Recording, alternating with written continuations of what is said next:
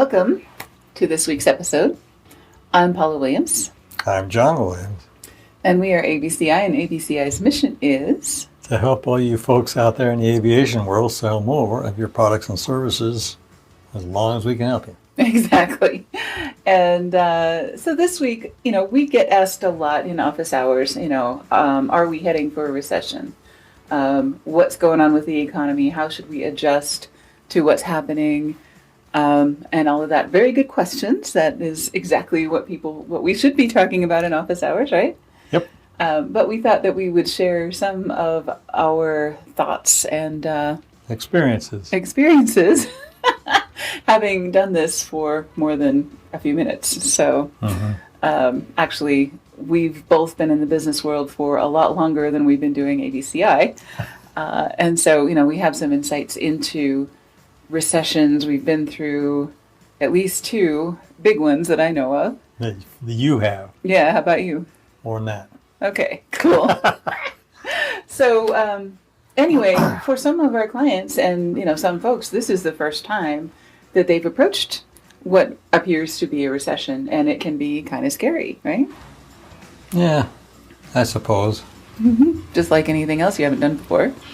Yeah, from that perspective, yeah, but recessions, I have had the opportunity to do business cycle planning and had a presidential advisor teach the class.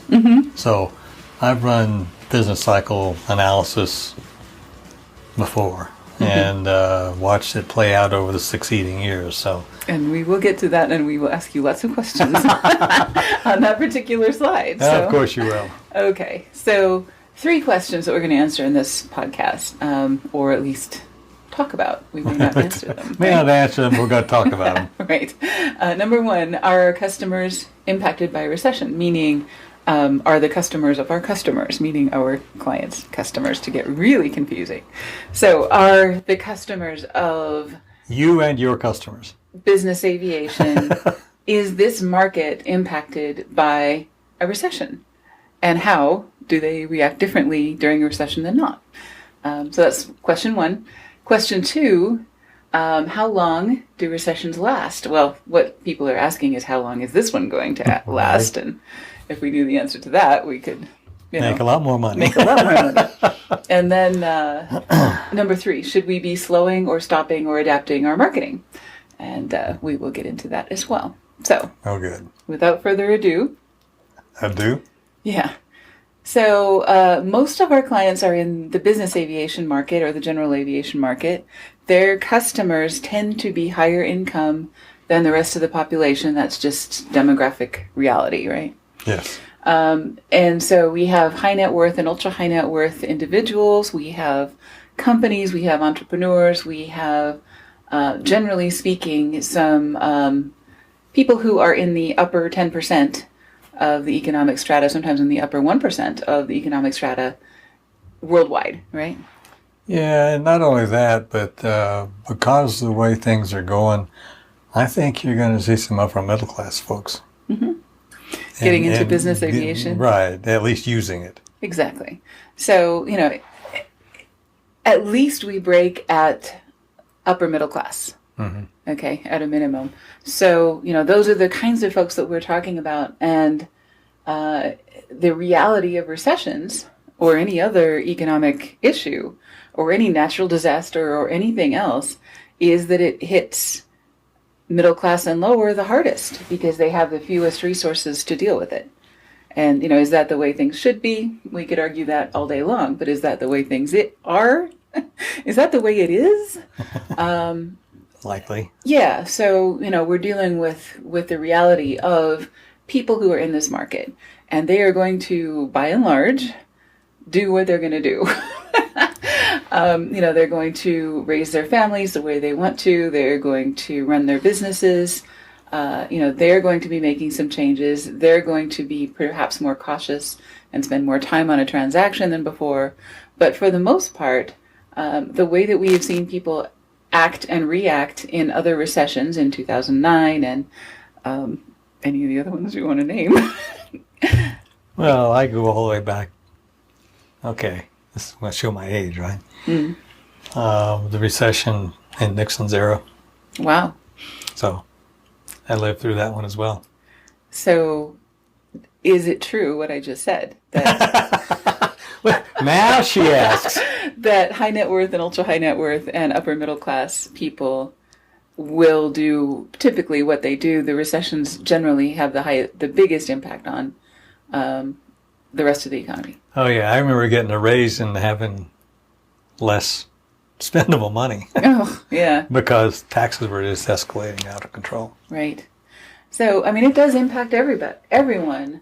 But, if we were running a Walmart in a neighborhood that was really impacted by a plant closure or something like that, we'd be having an entirely different conversation than we're having right now.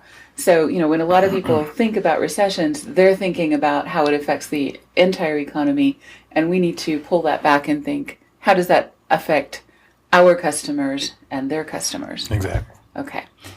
Now, this is the slide where we get to ask you a lot of questions, because you took an entire class in college on this wiggly line. Yeah, well, that is only one of 4 cycles that are going on, and they are all 90 or 180 degrees out of phase. So you got the government cycle, you got the financial cycle, you got the business cycle, and I don't remember the 4th one right now. Do they all impact the people we're talking to? Oh, of course. Okay. And they're by meeting out of phase when one's up and other one's down, and when they're in the middle, and you can tell when you plot these things when the economy is going to be rip-roaring good and when it's going to be really bad. And we did that as a class project. And when I graduated, I watched and plotted the results for the first year, and we hit it dead on. It's amazing how that works. So what does your plot say now? Oh, I haven't done this for this current. Okay. Ah. Cool. So you have no crystal ball. You can't tell us. Well, if I had the same computer programming, the same access to data, heck yes, I could do it. Okay. As people are doing it all over our country, at least. The economists, for sure, and other people, some people are trying to massage it to make it look one way, some are trying to massage it to look another, but if you just take the raw data and plot it, it hasn't lied in the past. So. Right. Well, and I guess the point that comes to me for this slide here is that you could argue about how long it's going to be or how deep it's going to be, but one thing about recessions is that they are never permanent. No business cycle, no economic cycle, no government cycle, no any other cycle is permanent. That is the nature of cycles. They go up and down. In fact, there are some people, you sent me an article earlier today saying that having a smaller recession earlier may actually be better than having a worse recession later. And, there are some people saying that that's kind of a good thing, that we've been in an expansion and a peak for so long that a recession was coming at some point. Yeah, well, and then you have to look, people will talk about the Keynesian method or the Friedman method or this or that, and they're opposing, so you sort of have to think about what these guys said and approach it logically and then figure it out for yourself. But it's not easy. Right. But given all that, what it boils down to, for me anyway, is that we know that there will be an end to the recession, whatever that is, and we want to be prepared for the next recovery cycle. We want to be prepared to weather a trough, but we also want to be ready for that next upswing, right? Yep. Okay. Cool. So what do we do in a recession? How do we market? How do we handle our businesses, and how do we thrive, basically, or continue to thrive, or at least not die in a recession? There are 3 things that we're going to recommend. One is to control expenses. Number 2 is to sell value as opposed to selling experiences or pleasure or any other thing. And number 3 is to keep marketing. So for a lot of folks, there are some adjustments to be made in all of those areas, right? Yeah, controlling expenses is pretty straightforward, but sometimes people think that controlling expenses means slashing marketing. Right. And there's lots of ways to control expenses. That is not a good one. Right. And we'll talk about that. Exactly. And not because we're in marketing, because I have seen, as you guys happens. think about it, you probably have seen what happens as well, but we're going to talk about it. So, Apple has had a much better quarter than most other technology companies not because of the cool new iPhone or not because of the cool new iMac. And, we're Apple people. So, I love Apple things. Notwithstanding, the products notwithstanding, the company has secured their supply chain. They've solved some problems that happened during the pandemic. They have controlled cash. They have kept their staff lean. They are doing all of the things that a good control expenses business person does to control expenses. Yep. And they know their numbers. They know exactly what they need to make and by when, and they are predictable, and they are boring, and they are a fantastic company in that way, right? Yes. Mm-hmm. Okay, so your products don't have to be boring, but your company should be boring. You should be able to make predictions and fulfill them. And the thing we'll talk about later that they also do, they have increased their marketing. Mm-hmm. That is true. But, right now we're talking about controlling expenses. Just put a note in there. Exactly. So some of the things that you can do to control expenses would be, maybe if you lost somebody, you might want to think about, do we want to replace this person? That we lost with a full-time or maybe just part-time. Right. Or, could we use contract work instead of part-time or full-time? Mm-hmm. There's lots of ways to make your workforce more flexible, especially nowadays. And a lot of benefits that you can offer to make a job more attractive without paying people more money. So, there's lots of things that you can do with flexible scheduling, work from home, other things like that make the job fit into people's lifestyle, and you can get great talent without having the shiny cubicle, all of that stuff, because people don't want a cubicle anymore. Well, and those sort of office buildings are expensive. Yeah. So, if your lease is coming up, you might want to think, do we need all this office space? Could we just use a conference room once a month and, get the same value from that? So, there's a lot of things that you can do to control expenses. Let's talk about value. How do you sell value as opposed to selling the wow experience or, and I think there has been a lot of prestige marketing in business aviation, and it's not a bad thing.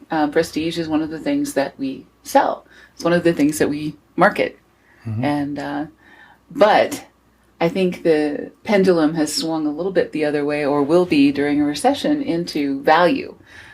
How can I prove to my board or to my wife or to my whomever it is, stakeholders in this transaction, that this is a good value.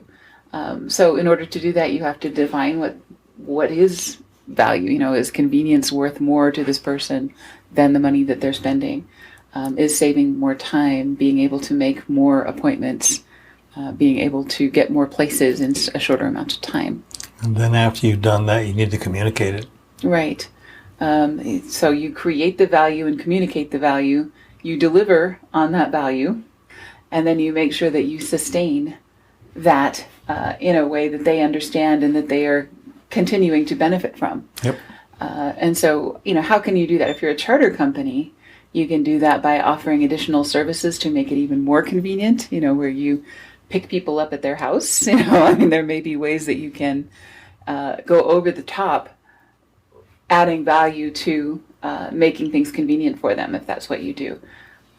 If you're a flight school, you can offer interview prep or some other way to increase the value of what you're offering above and beyond that of the other flight schools in your area. Because you think about, what does this customer really want? They want flight training, but what they really want is a job, Yes. If they are a charter customer, they want a charter flight, but what they really want is to make all their sales appointments without being dead, at the end of the week. Or, in the case of some upper middle class people, they just don't want to hassle with the airlines. Yeah. They want to take the whole family, and they can do it for slightly more than the cost of tickets for an airline, and they don't have to put up with the hassle of cancel flights and all the TSA stuff at the airport. Right. So they want to take their family on a vacation or to a wedding or, an event, and they want to take their grandma and their kids and their dog. You can't do that on an airline nowadays. So, those are things that you can do. And then you can, at most FBOs, you can have a car drive right up to the airplane, get their stuff, put it in the car, get them in the car, and get them gone. Right. They're not buying a flight, they're buying an experience, and they're buying convenience. Which is value add. Exactly. Okay. So we've talked about reducing expenses, we've talked about adding value. Now let's talk about marketing, right?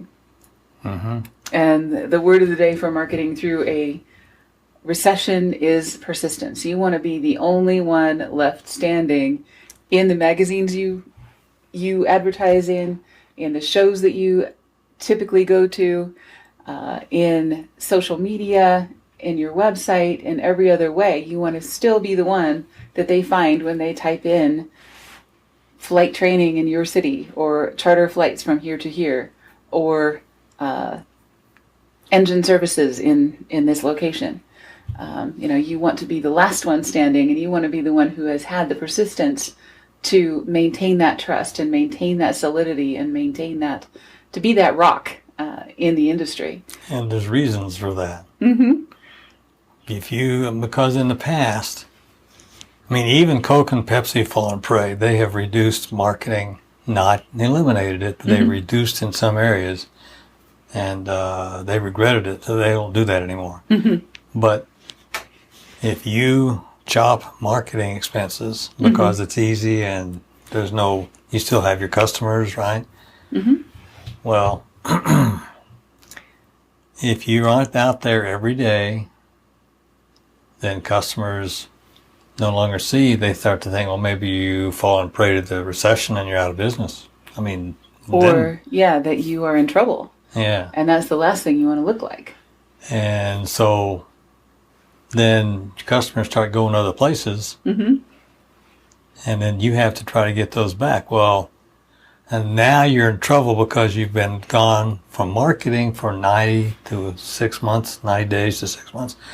So now you start over again. Now it takes you up to 8 months to regain where you were. So you're out of the marketing business. Your customers have been sliding out, going away for up to a year.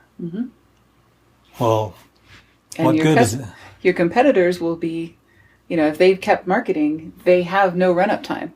Yeah, exactly. And they've got full pipelines, and they're ready to go as soon as the market turns around. So, you want to be the one that is still the market leader at the end of this. So you don't want to cut marketing. You want to get smarter with it. And you can do that, at least with people like us. But you need to get smarter with your marketing if you haven't been. Right. So, there's a saying that bad companies thrive in good times and good companies thrive during bad times.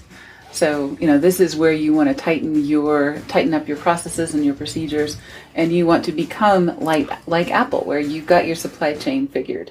You've got your costs nailed. You're running lean and smooth and cool. You've got a team that is getting along and that everything is running well. All of that you want to have in place before a recession, ideally, and then keep that running as you go through. Ideally, you would increase your marketing during a recession, but at least maintain what you've got. Yeah, there's lots of places to cut. Marketing is not it. No. Right, and I'm not saying this because we sell marketing. We're saying this because we see what happens when people have cut marketing and they're on the other side of that recession going, coming to us with less than nothing in marketing assets and an empty pipeline and not much prospect, to get back up to where they were before. And if you follow us, you know that we believe in what we're saying because we do it. Exactly. Yep, we're actually advertising more than we ever have, and whether that's because of the recession or whether that's just because opportunities and things as they come up. It's hard to say, but here we are. We're not reducing it because Certainly. of the recession. Exactly. So 3 things to do in a recession. We'll leave you with this. Control expenses, sell value, and keep marketing. As a minimum. Keep calm and keep marketing, right? Exactly. Okay. Have a great week. Stay safe and healthy. We'll see you.